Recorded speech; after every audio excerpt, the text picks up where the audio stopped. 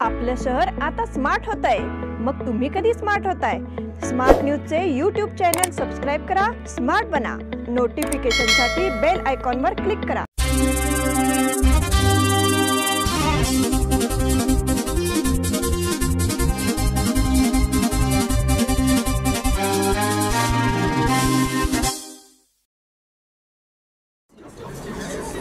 या सगळ्या ऑफर्स मध्ये बेस्ट प्राइस भेटणार याची काय गॅरंटी?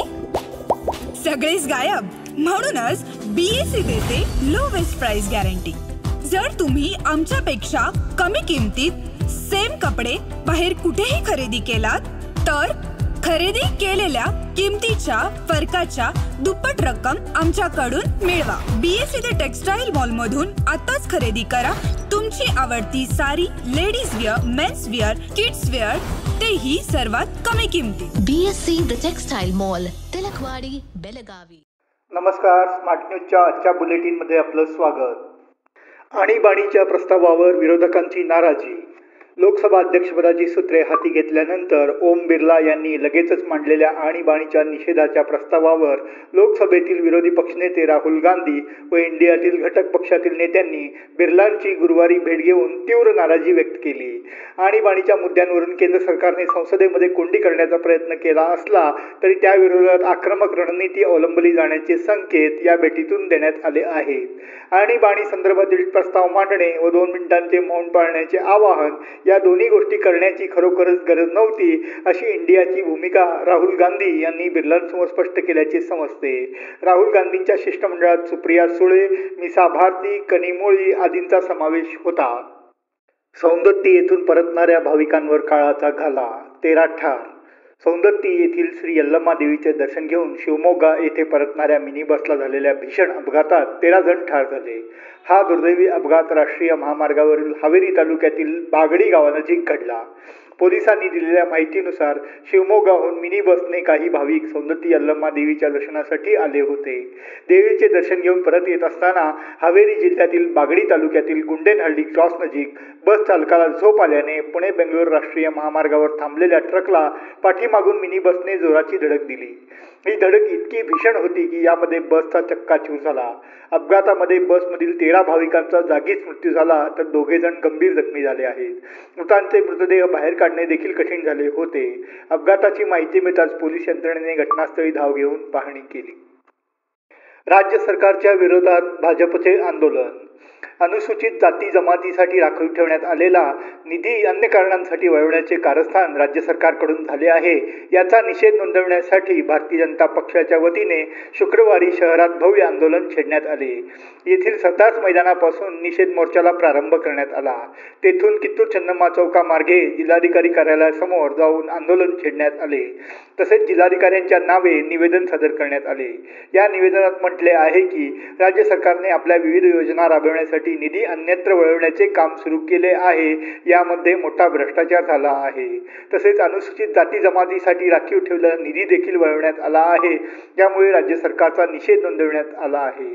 यावेळी माजी आमदार अनिल बेनके, आमदार विठ्ठल हलगेकर, माजी आमदार संजय पाटील, ॲडव्होकेट MB जिर्ली, धनंजय जाधव, नगरसेवक गिरीश डोंगडी, राजशेखर ढोणी, अभिजित जवळकर, नितीन जाधव, राजू भातकांडे यांच्यासह इतर पदाधिकारी मोर्चात सहभागी झाले होते.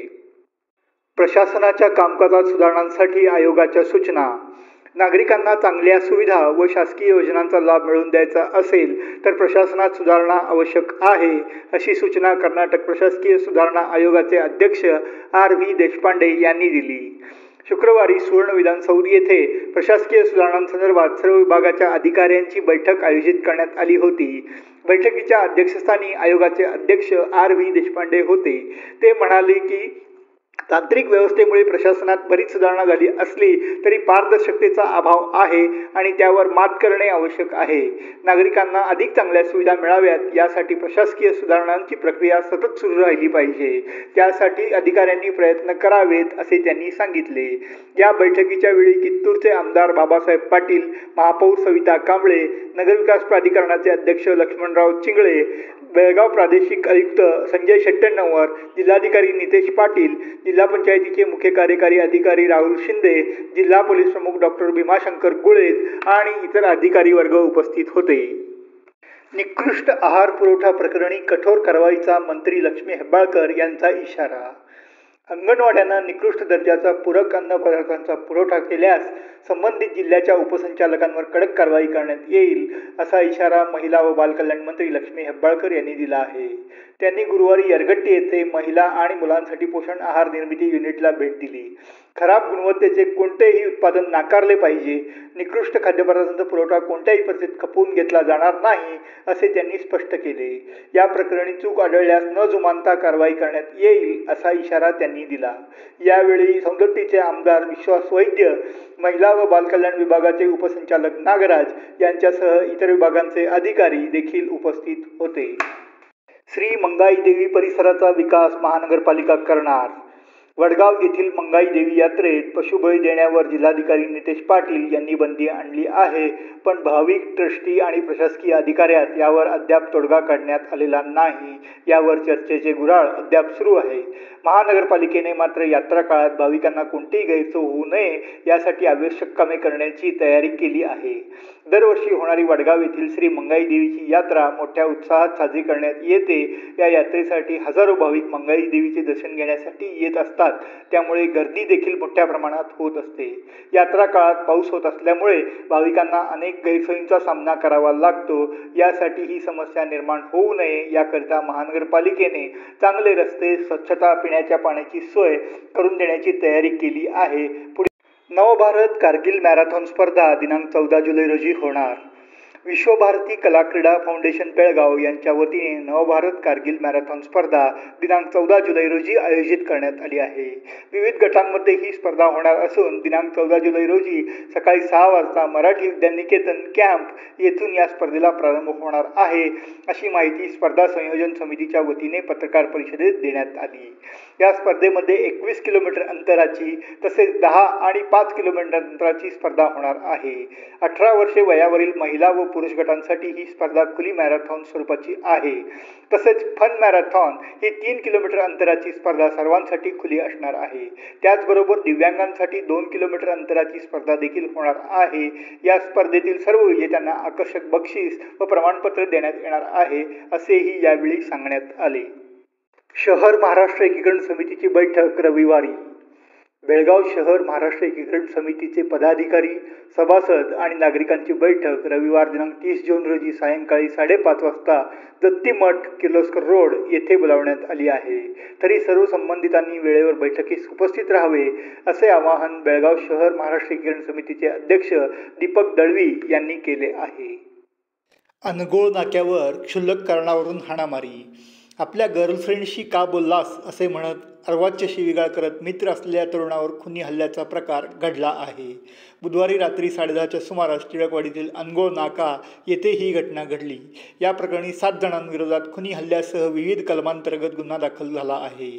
शाहिद इब्राहिम लष्करवाले, वय 33, राहणार झटपट कॉलनी अनगोळ असे यामधील जखमीचे नाव आहे.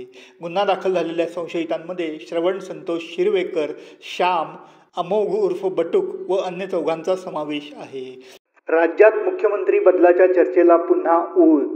कर्नाटक राज्यात सध्या मुख्यमंत्री असणारे सिद्धरामय्या यांना बाजूला करून त्या ठिकाणी DK शिवकुमार यांची नियुक्ती करावी अशी मागणी आता पुढे आली आहे. कर्नाटकात काँग्रेस पक्षाला सत्तेवर आणण्यासाठी DK शिवकुमार यांनी अपार कष्ट घेतले आहेत. त्यामुळे मुख्यमंत्री सिद्धरामय्या यांनी बाजूला होऊन त्यांच्याकडे नेतृत्व सोपवावे अशी जाहीर मागणी ओक्कलीग समाजाचे प्रमुख मठाधीश कुमार चंद्रशेखरनाथ यांनी गुरुवारी केली. परिणामी नेतृत्व बदलाविषयीचे वादंग आणि काँग्रेस अंतर्गत धुसफूस वाढली आहे. बेंगळूर शहराचे संस्थापक राजा केंपेगौडा यांच्या जयंती समारंभात चंद्रशेखरनाथ बोलत होते. त्यावेळी त्यांनी व्यासपीठावर असणाऱ्या सिद्धरामय्या आणि शिवकुमार यांच्या समोरच हा प्रस्ताव मांडला. त्यामुळे त्यांच्या चेहऱ्यावर आश्चर्याचे भाव उमटले. प्रत्येकाने सत्तेची फळे चाखली आहेत, केवळ DK शिवकुमार यांना ती मिळालेली नाही. त्यामुळे मुख्यमंत्री सिद्धरामय्या यांनी आपल्या मनाची तयारी करावी आणि शिवकुमार यांना मुख्यमंत्री करावे असे ते म्हणाले. या नव्या प्रस्तावामुळे आता चर्चेला तोंड फुटले आहे.